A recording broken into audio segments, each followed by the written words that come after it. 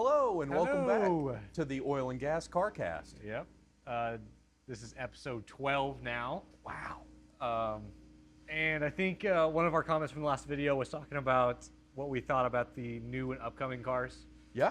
Not only the cars, their brands, concepts even. So I think that's a good topic to talk about. Yeah, we're going to hit that topic today. And we appreciate everybody who commented, left a comment on the video. Continue to do so. Yep. And we'll probably get to your comment next. Yeah. I'll be honest with you. Yep.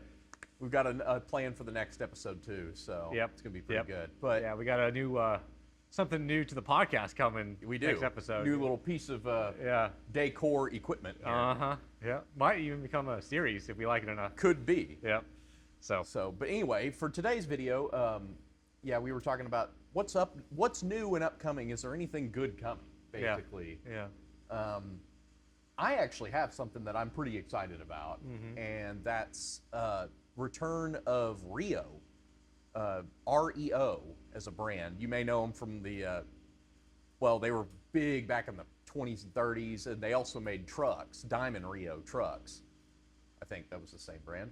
But anyway, they were really big back then, and there is a new company that has bought the name to them, the rights to that name, and they are bringing back basically what boils down to the 90s mini truck is coming back through this company. They're bringing back what they call the runabout, the REO runabout. And while we don't actually have any pictures of it yet, we have like an outline that they've released on their website.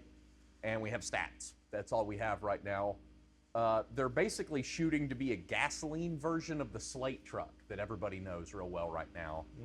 And for those who don't know, the Slate truck is really cool. The Slate truck is a bare bones, back to basics mini truck.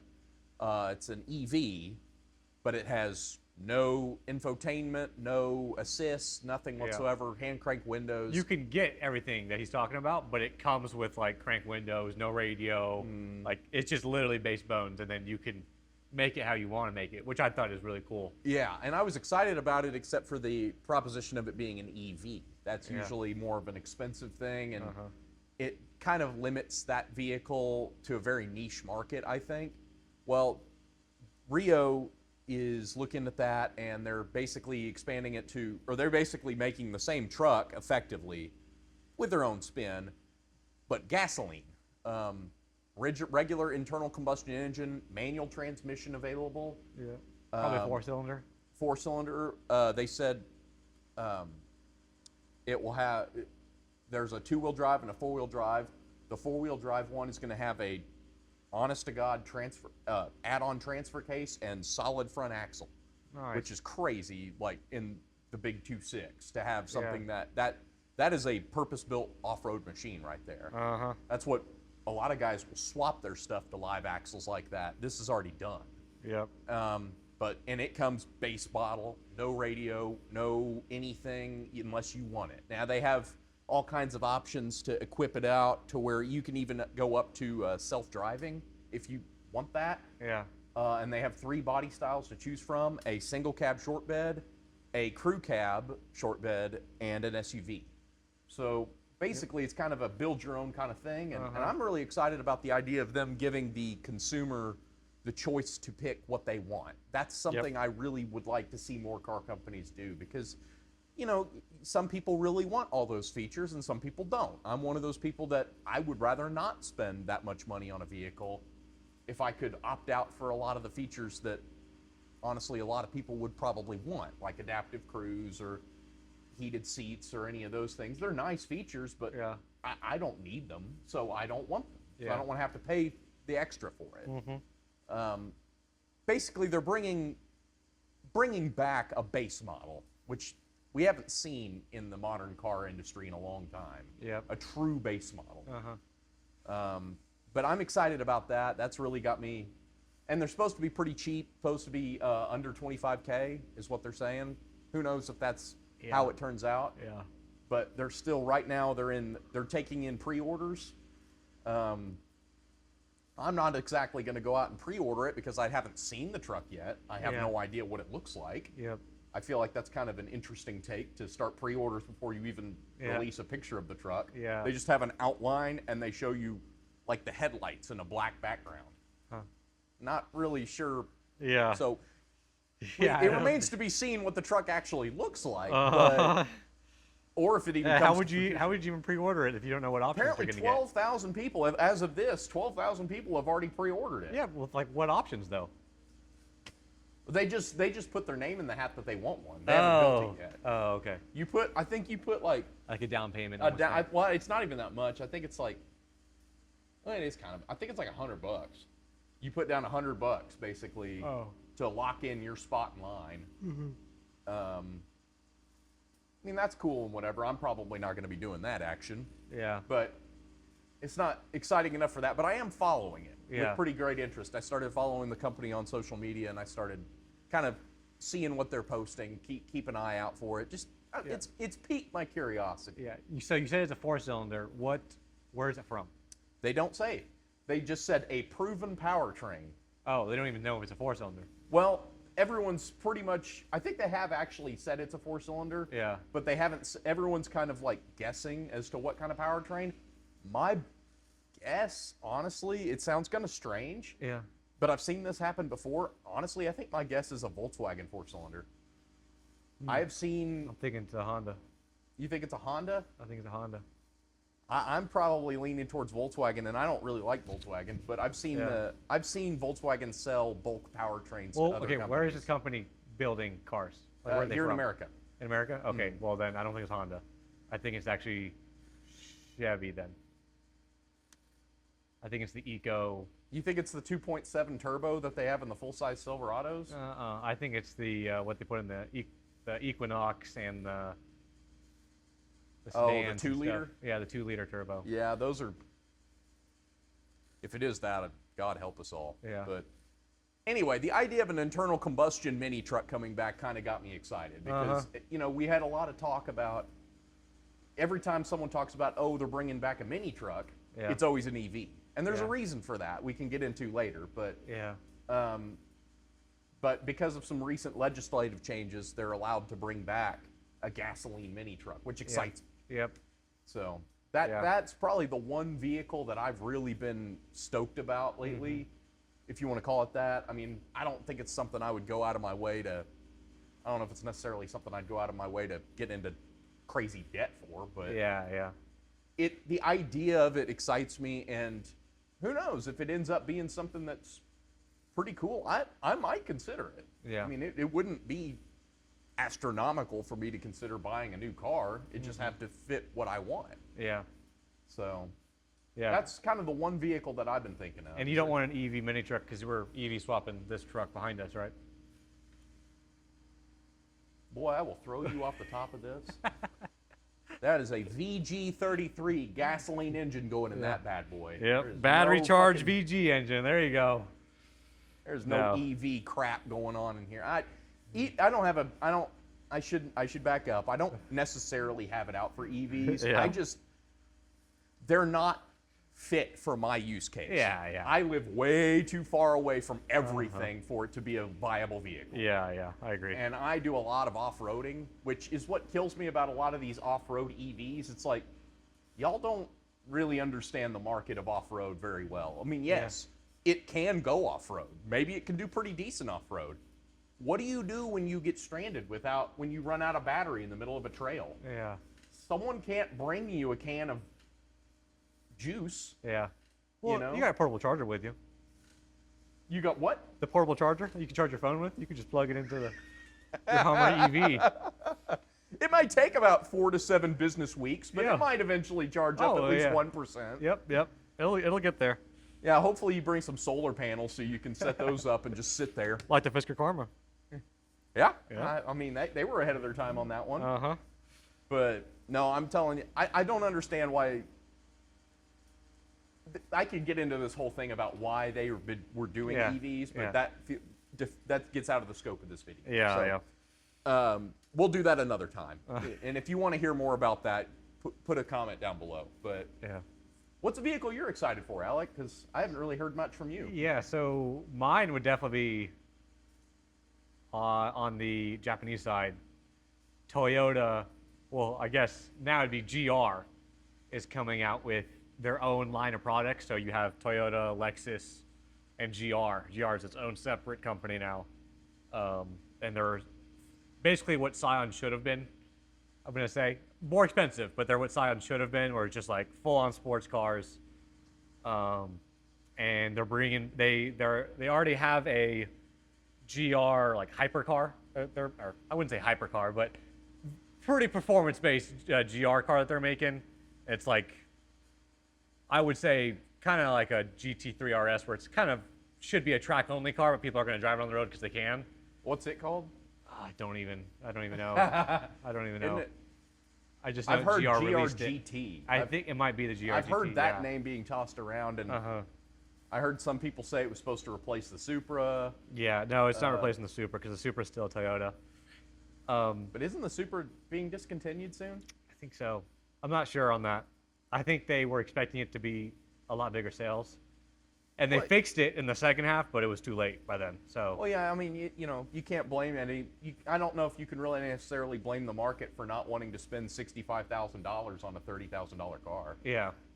Well, I think the problem was they relied too much on BMW, and that's just not what everyone wanted. When they fixed it, everyone liked it, but it already had that bad reputation of being a BMW. I mean, yeah, that's kind of the big thing right now. Everybody always talks about when you see one of those, it's a BMW. It's a BMW. That's the one word I hear out of. And I'm granted, I don't like BMW. Yeah. I don't really like Toyota that much either. But like, if I look at a Supra, the first thing I'm thinking is not it's a BMW. It's like, no, that's a Supra. Yeah. I mean, I know it has a BMW engine and powertrain in it, but and infotainment. Does it really? Yeah. Okay. The whole interior. The whole interior is BMW. Well, what did Toyota do? The outside? That's why everyone's like, what's going on here? Oh, okay. Well, yeah. I guess I haven't been close enough to one of those. I'm not in the right tax bracket to be close enough to one of those to actually be able to have a good opinion on it. I just know it's a BMW interior because I'm pretty familiar with BMW interiors, and I sat in one. I was like, well, I recognize everything in here. So if it's a BMW interior, when you sit down in it, do you instantly feel like you're going through a divorce proceeding with your wife and you're $65,000 in debt, but you still have to stay at your corporate wage slave job because there's a chance you might make a promotion this year? Yes, but you're only 25, so you're thinking about all this. But yes. Yeah. No, but so GR has that track-only car, well, track-oriented car, and then they're also going to make the MR2, which I am... So they are confirmed to bring back the MR2? I think so. Someone actually posted a picture 2 or 3 days ago now of a car on Toyota's test track that was mid-engine. So don't know what else it would be. But I can't wait for that to be $86,000. Yeah. So, and I'm really excited for that. If it's under 50, I might actually. You might actually? I might actually. Just because, I mean, that was my first car. I've always loved the MR2 since it. And I think a new MR2 would be really cool. If they did it right. Or if it sucks. Yeah. For way less than 50, you could have like a really nice MR2. Yeah, that's true. Except I wouldn't have to worry about this one breaking. If it's really nice, you probably wouldn't have to worry about it either. Yeah, that's true. But we'll see. We'll see if they put a BMW motor in it or what they do with it. I don't know. I think they probably, well, I don't know. I don't know Toyota very well. I just know what I've seen. Mm-hmm. I thought they had too much, honestly, I kind of thought they had too much pride to do a different company's motor in their vehicle. Yeah. But then they did it with the Scion FRS with Subaru, and then now with this. So it's kind of a, I don't know what to think about them anymore. I really don't, because like I said, I used to think they were the type that literally developed the LS400's engine from scratch. Yep. To make a good impression in that market. Yep. They didn't base it off of anybody. Yep. And they were the type to develop like the hybrid system from scratch because they didn't want to base it off of anybody. Yeah. And so I thought they kind of had this pride thing going where they were like, well, we develop it in-house. It's all us. Yeah. But now they seem to, maybe they're hitting financial hard times Yeah. like everybody else is, because they seem to be wanting to, well, that costs too much to develop. Well, that Yeah. costs too much to develop, or that Yeah. costs too much.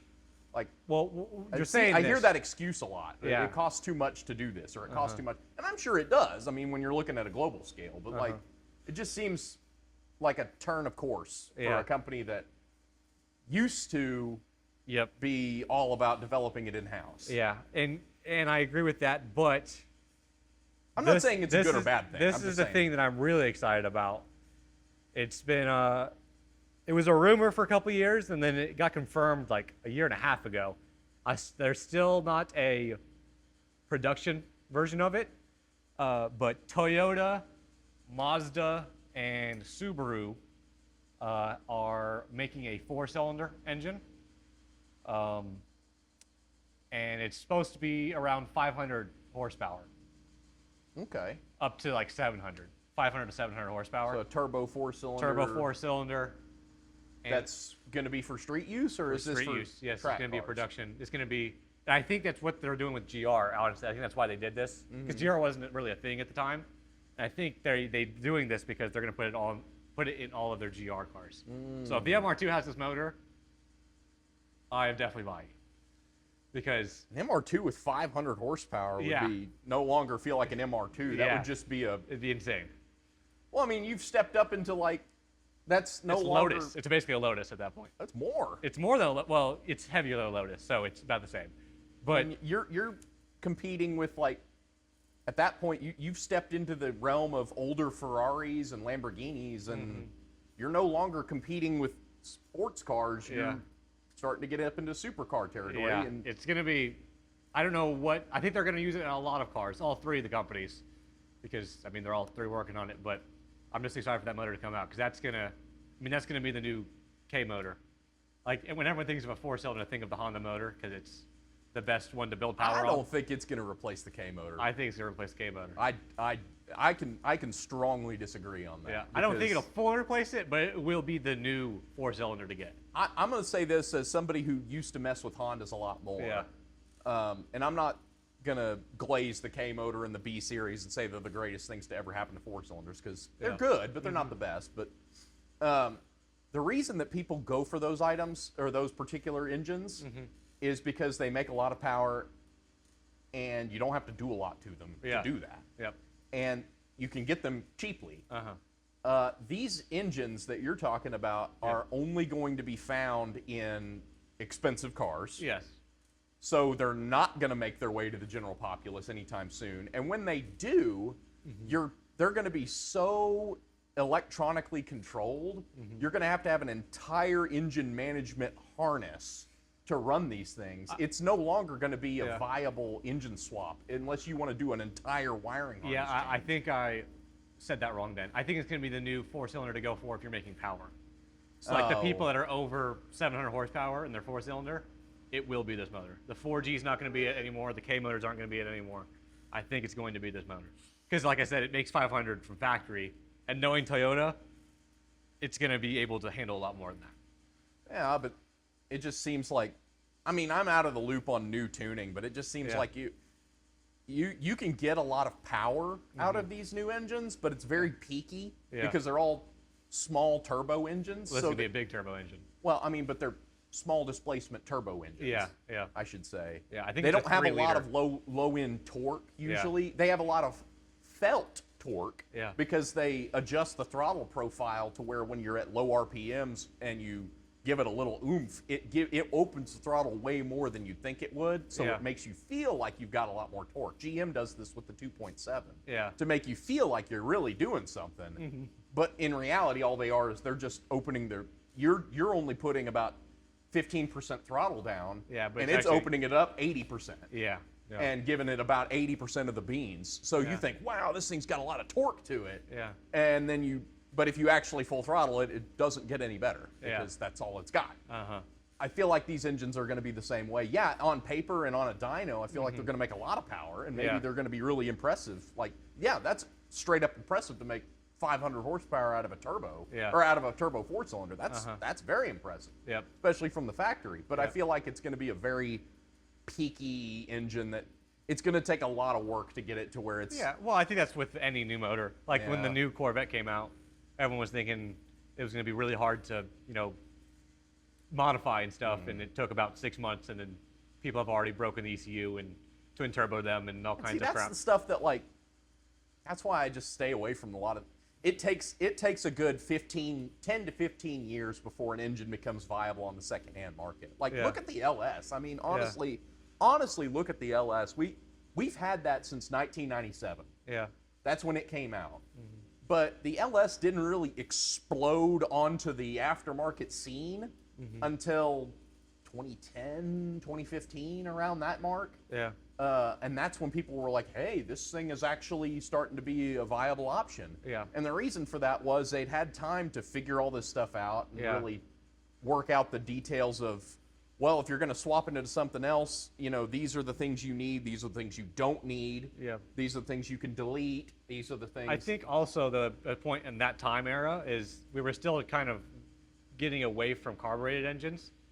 I mean, there was definitely fuel-injected race engines, Yeah. but there was still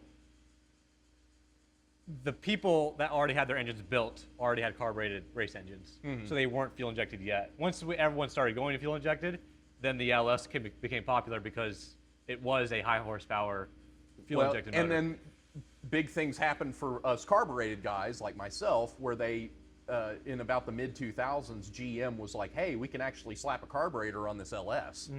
They made it. GM was the first to do it with their own engine, which I think is fantastic. You don't see this kind of stuff anymore. Yeah.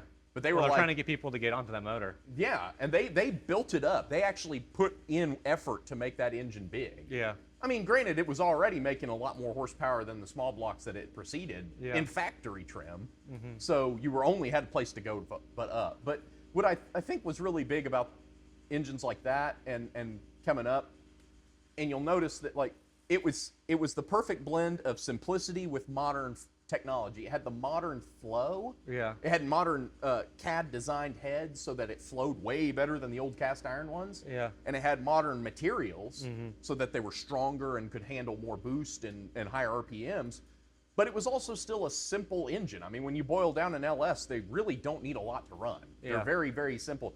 In fact, you can even go as far to put a distributor on one and a carburetor, and you can run it with a single power wire, just like you could an old small block. Yeah.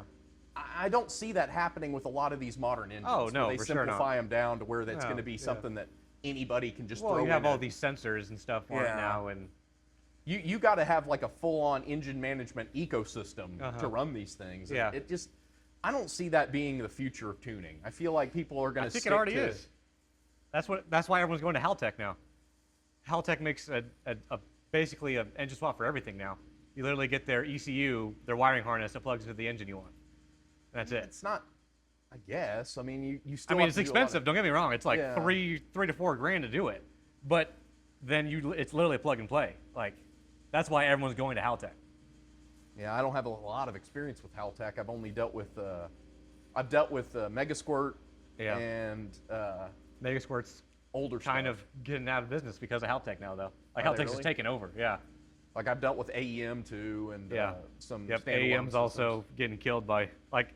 because it used to be when you Yes, wanted to do a I fuel agree. injection, you had to learn a whole new language. Yep. So I didn't know that if I'll have to experience some Haltech for myself. Yeah. Because to me, somebody like me who doesn't want to go through hours and hours and hours and hours of training myself Yeah. on remapping fuel maps Yeah. and learning different pressure curves and things like that, Uh-huh. or I don't want to have to, spend crazy amounts of money at a tuner Yeah. to have somebody who knows what they're doing mess with it, Yeah. only for me to have to go back in another 6 months when I change something. Yeah. I don't want to. That's not viable to me. Yeah, no, So that's I have- why I stick with older stuff where Yeah. I can mess with it myself. If Yeah. I want to change out the cams in this truck, all I got to do is, I may not even need to do anything to make the car run. Yeah. But if I want to, I can just rejet the carb. Yeah. I mean, it takes me about 10 minutes and I can do that. Yeah. That's getting out of our scope of our argument, but it just, Uh-huh. Well, it's because the only example I have is I have a friend that has a Miata that's LS swapped, and he literally hasn't even gone to a tuner yet. Like, he literally just put the Haltech ECU on it, and it has like a preset LS tune, and then it also auto learns, I guess. So every like 50 miles, it goes, oh, okay, you ran a little rich on this cylinder, so on this cylinder, we'll lean it out a little bit. Like That's actually cool. That's Yeah. actually something that I always wondered why the cars couldn't do that yeah, for years. yeah. Because Yeah, honestly, so they all the can take, all the Haltech stuff they does can it. report back the Yeah. live data and Yep. tell you what's Yep. wrong with it, but I was Yep. surprised they couldn't make the corrections itself. Yep, it makes the corrections all itself. And he says he said it was so expensive. Like it was kind of scary because he was like, man, I paid more on this ECU than I did in the motor and the car. Yeah. Like he paid for the Haltech system. I think it was like he said $4,500, and he paid $800 for the car and like $900 for this LS engine. Yeah. And he was like, I paid almost double on this ECU, but it's so worth it because there's no headaches on it. Like it literally just plugs and play. Like has his own gauge cluster, own ECU. Like it doesn't have to mess with it at all. Like he could change the feel. Like if he wants to run race gas, he literally just goes into the ECU, says, I want to run race gas, and then it's like, okay, well now you can run race gas. Like it's just like that. Well, stuff So, like that can make a big difference in Yeah. what can and cannot be engine swapped Uh-huh. anymore. So that stuff like that is going to have to make big progressions for these new motors to be Yep. viable, because Yep. we just haven't. It's kind of where I think that's what we've ran into right at this very exact moment. We're starting to get out of it, but Yeah. the past 5 years, the motor technology was up here, Yeah. but the aftermarket ECUs just was down here. Yeah. It was Yeah. a night. I remember the first people to go LT, Yeah. put the LT engines in their, put LTs and hop up. For Yeah. those that don't know, that's what the 5.3s and the 6.2s that replace the LS engines. Yeah. The newer, anything from Yeah. 2014 and up. C7s. Yeah, C7 Corvettes and all Yeah. that. The first people to do any sort of power adder on those, they had to literally they had to adapt LS parts back onto it because Yeah. the LT parts just couldn't hang. Yeah. And they had nothing, they couldn't get rid of it. Well, I feel like that's the same thing with the 90s cars also, though. Like, I don't remember when my Spider, when we first had it, that it was the ECU couldn't handle the extra boost. So I had a LS intake or MAF sensor on it. So it wanted more air to handle more fuel for the turbos. Like, that's what you had to do back then. Yeah, like, you had to trick them. Yeah, so it had a that's to GM MAF degree. translator is what it was called. And, like, that's just, like, how you used to do it. Like, that was normal to Yeah. have two ECUs type of Yeah, thing to tune your that car. is- that is true. Yeah. And see, because that whole era, I kind of missed out on, because that whole era, I stuck with carburetors. Well, that's a good thing because it was a pain in the ass. Yeah, I didn't. I Because just then you looked had at, two I took ECUs one, like fighting each other. the I whole took time. one look at one of my good friends had a B series Honda that Yeah. he put a supercharger on, Uh-huh. and it was a really fun car. It was an EK hatch, and I saw him. He was constantly talking to this guy that was a tuner for him, and he was Yeah. constantly paying him money, and he constantly had to go out there and make more and more and more hits, and Yeah. they kept having to make adjustments and kept having to change things, and it just Yeah. seemed like. I was like, meanwhile, my build with the carbureted LS, I had the thing running, and Yeah. like I was making passes down the racetrack. I was already Yeah. done. Yeah. Like I was fine. I was done Yeah. trying to get it to run right. I was Yeah. just making passes and trying to get better times. Early 2000s tuning was just so like, it was new for everybody. Yeah. So like, So it just is was exciting. hard. It Yeah. is exciting to get back to. It's exciting to hear that Haltech is coming out with new stuff. That Yeah. gets me excited because Yeah. I've been looking for. I'll be honest with you. Even someone who likes as dyed in the wool carbureted guy as I am, Yeah. I do like fuel injection for some things. Yeah. And I've been thinking about doing a supercharger on Yeah. that VG, Uh-huh. and I've been looking off and on for a standalone ECU system to run the fuel injector, so I don't have to build a carburetor that sticks out of the hood. Yeah. I've also got another project that I'm working on with a couple friends of mine. Yeah. That's building basically a 300ZX for Yeah. the track. Uh-huh. It's a Shiro special for those who know. It's rare. It's cool. Yeah. But we're building that up for the track. But I've got a VG34 or 35. Not sure what we've punched it out to right now. Yeah. It's one of those numbers we haven't figured it out yet. Yeah. Well, we got an engine that we're building for that, and we're looking at different engine management systems because obviously the 1980s ECU can't handle that. Yeah. And so it's exciting to hear that there's options coming on the horizon. So I got a question for you then. So the 300ZX, the Z31s, yeah, they have a VG turbo in it, right? right, And it's fuel injected. yeah. How hard would it be just to use it for yours, the supercharger? Because it's already looking for boost. It's Well- fuel injected already.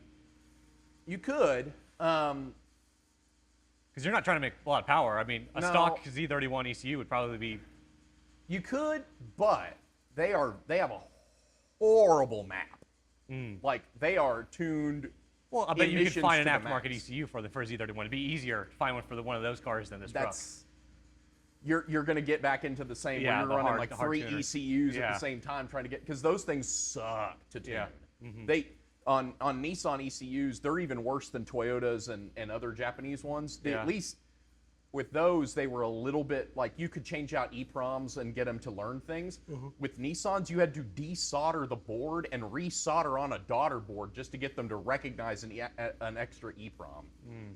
You have to send the ECU off to somebody just to have it prepped to accept a tune, not tuned. Yeah. And that costs almost $1,000. Yeah, I think there's only one guy left in Canada that does it. Yeah. And there was another guy that would tune them, but for some of the 90s ECUs, you have to use like a Windows 98 PC. Yeah. Because the only software that exists that would work to tune that is from back then, and Yep. you can't use a modern PC. So you have to have like an old Windows PC running to tune them. It's you're dealing with stuff that's just a nightmare. And I bet I probably could plug and play an ECU from a turbo one on there, but I don't know if it would run right. I really don't want to go through that headache. Yeah. I don't like the fuel injections that they put on those. That's hence why I put a carb on mine. Yeah. It's just way simpler, but I wouldn't be opposed to it if it was as easy as like those Haltechs are. Yeah. Where it's I plug everything in, maybe I make a few adjustments here and there, but like by and large, it's something that really kind of figures itself out. Yeah. I'd be fine with that. But Yeah. That's also why you hear like all these people that can tune Haltech cars. It's because it's literally like tuning itself, and you're kind of just putting hits on the dyno. Like, there's more to it than that. I'm not like degrading them at all, but it is a lot easier than 2000s tuning. I mean, that's kind of funny actually. But Yeah. I think the ECU I have on my ZX 14 is actually the Haltech. it's not Haltech, but it does tune Self-learn. itself. Yeah, That's cool. self-learn. But yeah, we're definitely like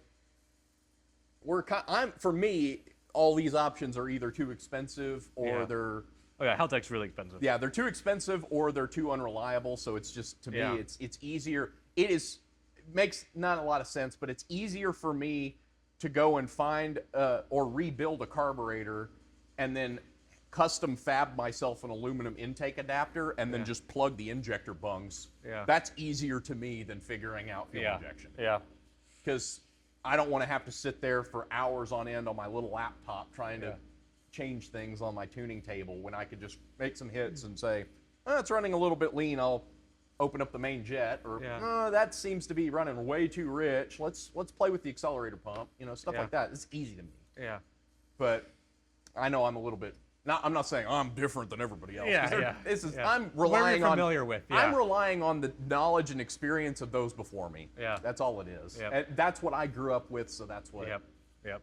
But Well, I guess to get back on topic with our last thing, that I want to talk about Dodge. I'm sorry. I think, I'm trying to think of cars that are coming out, and Dodge is trying to do a lot. So they're coming out with that truck. It's going to be, they're taking the Hurricane motor and the T-Rex, and they have 3 new trucks coming out, I think. I think there's going to be something like the T-Rex coming out. There's a base model Hurricane motor truck coming out, and then they have a street truck. And I'm excited about that truck because I think still to this day the SRT10 truck is the fastest production truck. Yeah. And this truck will knock it off. Yeah, that's what's so funny is that I guess because street trucks kind of fell out of favor. Sport trucks in general fell out of favor in the mid 2000s, which that's a great loss because as someone who loves pickup trucks and who loves sports cars, I love mixing them. Yeah. But yeah, the SRT10, man, that was a fantastic piece of equipment. And So we haven't really seen something like that. I mean, Dodge has come out with single cab trucks since then that are sport trucks, but they basically have like the Rumblebee and stuff. Yeah, it's a 5.7 if that. Yeah. Most of them are V6s. Yeah, this will either have, I don't know the full specs to it, but it'll either have the T-Rex motor or it'll have the Hurricane inline 6.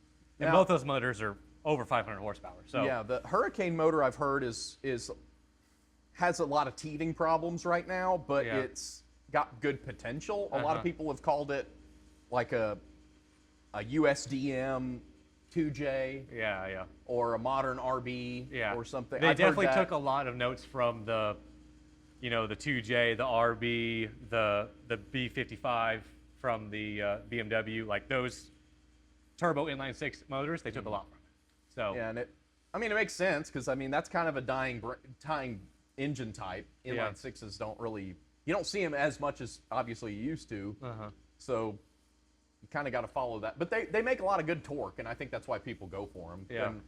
But yeah, they're.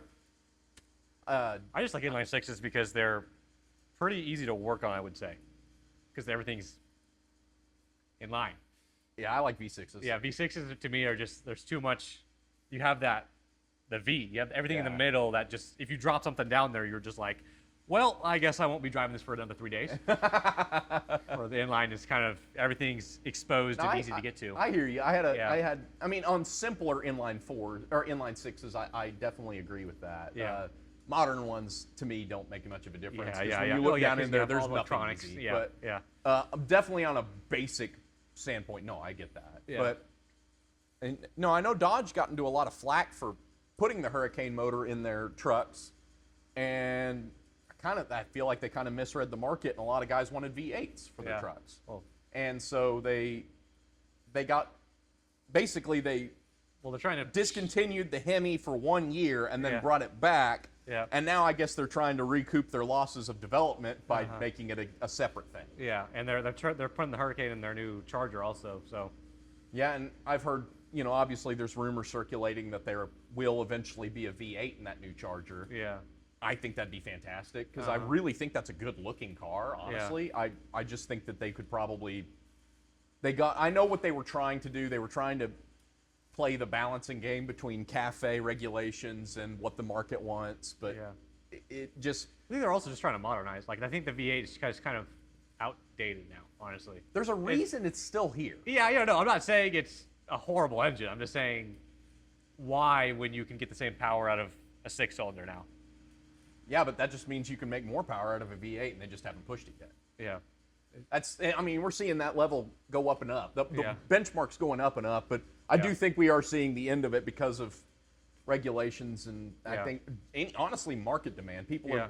you don't need over 1,000 horsepower on the street. Obviously it's fun, don't get Yeah, me wrong, but yeah. like the majority of people that are buying a car today they're going to think that's really cool. yeah, But to them, 600 horsepower would be the same. They're not going to push that car. yeah, So they really don't know any different. Yeah. And these manufacturers know that. They're like, Yeah. why bother pushing it to that degree when Yeah. half the, like 9/10 of the people that are going to buy this thing are not going to push that car. and it's also a sales thing too. Like, let's say your V8 makes 500 horsepower, or you can get a turbo 4-cylinder that makes 400 and it gets 35 miles per gallon. Like, But now, that's the funny thing. A lot of these new 4-cylinders do not get that good of gas mileage. yeah, So I had the opportunity to kind of long distance test drive a 2.7 turbo. yeah, Which is supposed to be, GM's fuel-efficient 4-cylinder replacement for V8s. Yeah. For small V8s. uh-huh, And it was a single cab long bed truck. uh-huh, And I drove it for about a week. uh-huh, And I've also driven a comparable truck it was 1 year off, but it Yeah. was the same body style truck, single cab long bed with the 5.3 V8. yeah, The 5.3 V8 got better gas mileage. really, Because if you actually hypermile these things, Yeah. if you actually use you don't just floor it everywhere you go. yeah, The V8 has way more torque Yeah. than the 4-cylinder. Uh-huh. The 4-cylinder feels like it's got a lot of torque, yeah, but again, it's a disguise. yeah, It doesn't really have that much torque, and the engine's having to work its ass off just to pull this giant lard of a truck around. Huh. Where the V8's got enough torque where it's like, yeah, it's still kind of lugging it a little bit, but it's not Yeah. struggling near as much. The less an engine struggles, the better gas mileage it yeah. gets. That's weird because I got the complete opposite result. Like on the Audis and the BMWs I've been seeing, like they get so much better gas mileage in their 4-cylinders than they have in their recent V8s and V6s. And that makes sense in a car, I feel like, but in Yeah. a truck, it just doesn't make sense. Oh well, yeah. I mean, I guess if the truck's heavy enough, yeah. But in truck, SUV, anything heavy, anything large, Yeah. it makes the same horsepower by number. Yeah. But And it has to work Toyota's way really good at it, I would say. It has to work way harder to do that Yeah. than a V8 that's lumbering along at 2,000 RPM and making, 320 foot-pounds of torque at 2,000 RPM, whereas the four-cylinder makes 320 foot-pounds of torque at 4,800 RPM. Yeah. But at 2,000 RPM at the same spot, it's only making 140 foot-pounds. Yeah. That makes sense. Like, Yeah. if that makes sense. Well, what that's I'm why they saying, have like, those big turbos on it, because the turbo helps substantially. It has to, but Yeah. it doesn't. It does, Yeah. still doesn't. It can't fully compensate for Yeah. it. And Yeah. I think that they're kind of. I think that experiment. I'd like to think that experiment's coming to an end because it really. I don't think so. I That's definitely don't think that's so. not the key to better gas mileage. You can hypermile a V8 better than you can struggle a four-cylinder. Yeah. I mean, I'm not saying bigger is always better because I have a Geo Metro with a three-cylinder. I know the Yeah. value of a small engine, Uh-huh. but I also know the value that sometimes my Geo Metro, when it's a hilly terrain, Yeah. gets worse gas mileage than my truck Yeah. because I have to struggle with that Geo to get up and down the hills, whereas Yeah. this thing is just like, go right up. Yeah. I can barely crack the throttle. I'm still getting probably about 18 MPGs, whereas Yeah. the Geo, I'm full throttle in second gear going about Yeah. 4,000 RPM. I think there's also a big power difference in those, though. I know, but like, I mean, engine sizes, you know, Yeah. you get this Yeah. kind of thing. No, I understand what you're saying, but Even if I had a turbo on it, yeah, that would help it, but it still doesn't make it, there's no replacement for displacement even when it comes to gas mileage. I don't know about that. I You think, just have I to. think back the then, thing yes. the thing is you just have to know how to drive it. I think- Obviously, if you're driving it like a bat out of hell, Yeah. then you're not going to get good gas mileage out of a V8. Yeah. But I took a V6. I went down to Texas to on a day trip, Yeah. and I borrowed my dad's 2018 Colorado. Yeah. I got 36 miles per gallon in that thing. It's a V6. Yeah. That is better than I got the entire time I was getting. Like, even when I was hypermiling, the best he had gotten on that thing was like 20. Yeah. And he said, and the EPA says, yeah, it gets 20 miles per gallon. Yeah. But you can push that thing way past that if you know how to drive. Yeah. It's all about if you know how to drive it. I think the big thing is, again, you're comparing these older cars like the Geo that have like 100 horsepower, 50. it hurts a lot when you're trying to go hills and stuff. Yeah, excuse me, I'm comparing Yeah. it to a 1986 So with 150. the newer cars have like 400 horsepower inline fours, which now it has the power to go up these hills. So, Yeah, but the new cars also weigh exponentially more. Yeah. So your power to weight really didn't change. it changed quite a bit, I think, still. I mean, Geo's Geo's a bad exception. comparison because the Yeah. Geo was underpowered when it came out. Yeah. But if you Yeah. go like off of maybe like a, I don't know, like a let's do an Accord. That was a pretty average car. Mm-hmm. With at that time it would have been probably a D18 Yeah. Accord. I think that's still an NA four-cylinder, though, today.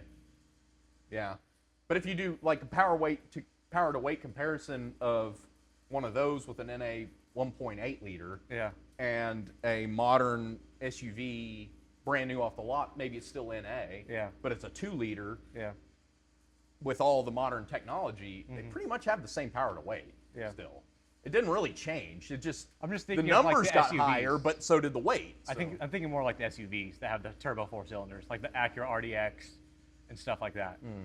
I think that helped a lot. Because if they would have put a V6 in those, it would have been a lot less gas mileage than the turbo fours. Probably so. Probably, well, and part of it is also they can control, because people just don't know how to drive with fuel economy. A lot of people don't know how to drive for No, that. and I agree with that. A lot And of so they can control it a lot of times better if you have now. a manual car, you could probably get better gas mileage than an automatic. Oh, you always have. Yeah. Always have. Yeah, just because you can control it. But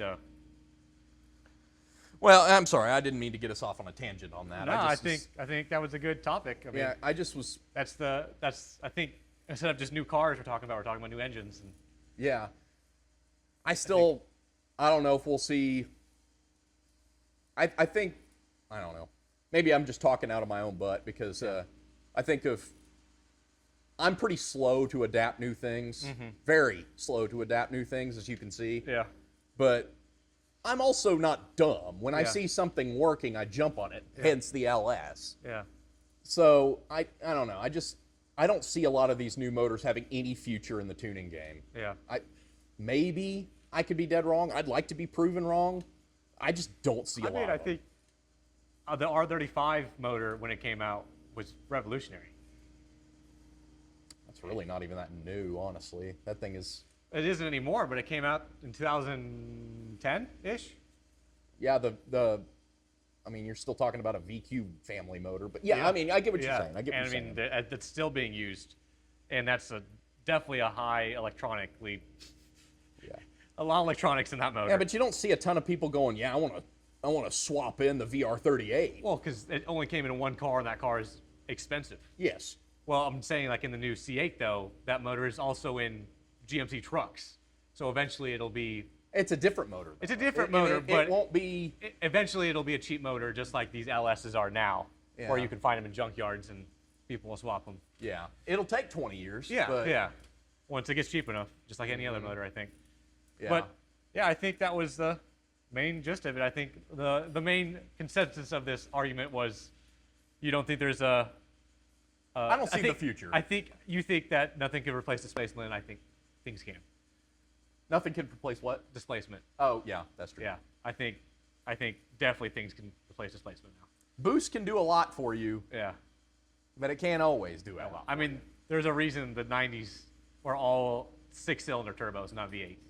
Yeah, but you notice that they got exponentially more power when they stepped up in size, displacement-wise. No, the 2J was a stayed a 3-liter for a while. It made 300 horsepower, right? Yeah, but you can make 1,500 out of a 3-liter. You can make 2,500 out of a big block Chevy. Yeah, I mean, you could. It just depends on what if you want to do. If you want to spend the money. Yeah. Same thing with the 2J. It's always Yeah. that's a display. That's an argument as old Yeah. as time. So Yeah. I don't think we're going to get to any arguments Yeah. on that one. But No. anyway, what do you think's better? Do you think displacement or do you think boost? Yeah. Well, not even just boost. Nitrous, methanol, Power adders. any type of power adder. Do you think there's a replacement for displacement? Leave it in the comments below. Yep. But anyway, I think that's it for today. So I think Yep. we're going to see you on the next one. And Yep. next episode should be pretty fun. I'm pretty Yep. excited Yep. about Yep. it. So Yep. we'll see you on the next one. All right. See ya.